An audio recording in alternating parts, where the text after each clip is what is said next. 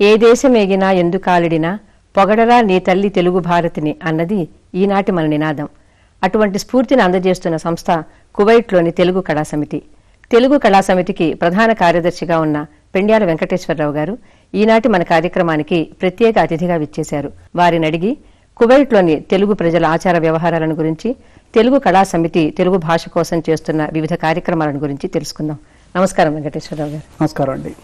అక్కడికి వెళ్ళిపోయినా కూడా తెలుగు భాషపై మీకు ఇంత అభిమానం ఉండడానికి ప్రధానమైన కారణం ఏమిటి? మొట్టమొదటి నుంచి కూడా తెలుగు భాష మీద నాకు మక్కువ ఎక్కువండి. అక్కడున్న తెలుగు వారిలో కూడా చాలా ఎక్కువ మంది తెలుగు భాష పట్ల మక్కువ పెంచుకుని బాగా చదువుకున్న వాళ్ళు ఉన్నారు. బాగా అంటే భాషాపరంగా, తర్వాత సంస్కృతి సాంప్రదాయాల పరంగా ఎంతో విజ్ఞానం కలిగి ఉన్న వాళ్ళు ఉన్నారు. వాళ్ళందరూ కూడా అందరం కలిసి ఉండడంతో దాన్ని అలా పెంపొందించుకుంటూ వస్తున్నామండి. కొంతమంది కూడా కవిత మీద రాస్తూ ఉంటామండి. ఆ రాసిన దానిలో భాగంగా నేను ఒక పోయం రాయడం జరిగింది. తెలుగు ఆడపడుచులు చాలామంది అక్కడ ఇళ్లలో పనిచేయడానికి వస్తూ వాళ్ళు ఎంత కష్టపడి వస్తారో అన్న విషయాన్ని చెప్పడంలో భాగంగా ఈ విషయం చెప్తున్నాను అనమాట అండి.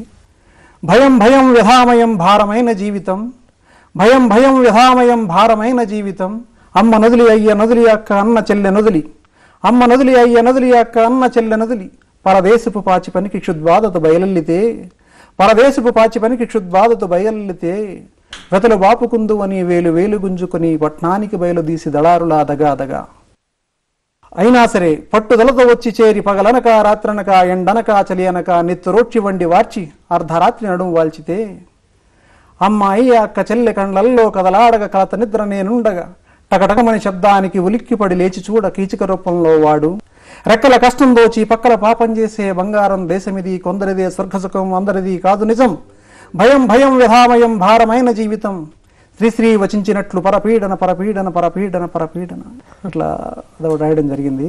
మీరు తెలుగు కళా సమితి ఎప్పుడు స్థాపించారు? దీని ఆశయాలు ఏమిటి?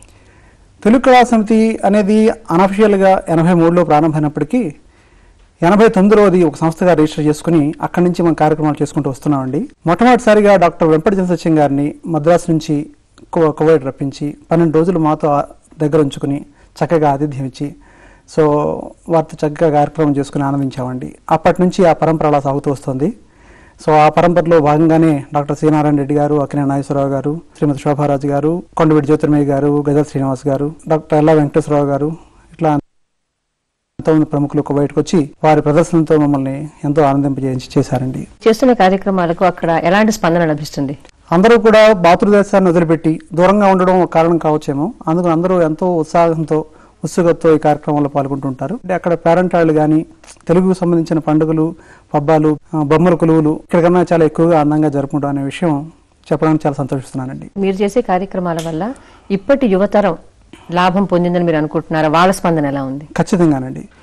తెలుగులో ఇన్ని రకాల ప్రక్రియలు ఉన్నాయని కానీ, ఇంతమంది కళాకారులు ఉన్నారనే విషయం కానీ చాలా మందికి తెలియకపోవచ్చండి. ప్రతి సంవత్సరం చేసే కార్యక్రమాల్లో పిల్లలకు తప్పకుండా ఒక కార్యక్రమం ఉంటుందండి. ఆ కార్యక్రమంలో వేమన శతకం కానీ, తర్వాత సముద్ర శతకం కానీ, ఇట్లా మొత్తం అన్నీ చదవాలంటే వాళ్ళ కష్టం కాబట్టి ఒక 40 పద్యాలు, ఒక్కో దాని నుంచి ఒక 40 పద్యాలు సెలెక్ట్ చేసి ఇవి ప్రిపేర్ అయ్యారండి, మేము దీనిలో అడుగుతాం, 1-2 అడుగుతాం, మీరు చెప్పగలిగితే మీకు మంచి బహుమతులు ఉంటాయని చెప్పి పిల్లల్ని ప్రోత్సహిస్తూ దీనిలో మీకు తల్లిదండ్రులు ఎంతో ఉత్సాహంగా పాల్గొనడం మాకు చాలా సంతోషించదగ్గ విషయం. తెలుగు కళా సమితి కేవలం లాంఛనంగా ఇక్కడి తెలుగు కళాకారులను తీసుకువెళ్లడం, ప్రదర్శనలు ఇప్పించడం మాత్రమే కాకుండా వారిచ్చిన ప్రేరణతో, ప్రోత్సాహంతో స్థానికంగా ఉండే తెలుగు వారికి, ముఖ్యంగా పిల్లలకి కూడా తెలుగు భాషపైన, తెలుగు సంస్కృతిపైన అభినవేశం పెరిగేలాగా చక్కని కార్యక్రమాలు రూపొందిస్తున్నట్టు వెంకటేశ్వరరావు గారు మనకి ఇంతసేపు చెప్పారు.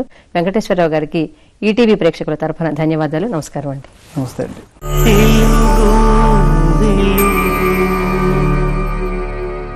ఇప్పటి వరకు మీరు తెలుగు వెలుగుని ఆస్వాదించారు. మీ ప్రాంతంలోని జాతీయాలు, మాండలికాలు, పొడుపు కథలు, సామెతలు, చాటుపద్యాలు మాకు రాసి పంపండి. మీ పేరిట వాటిని ప్రసారం చేస్తాం. ఆ రకంగా మీరు కూడా తెలుగు వెలుగులో పాలు పంచుకోండి. మళ్ళీ వచ్చే వారం తెలుగు వెలుగులో కలుసుకుందాం. అంతవరకు సెలవు. నమస్కారం. ఈ కార్యక్రమంపై ఫిలిం సిటీ హైదరాబాద్ 501512కు తెలియజేయగలరు.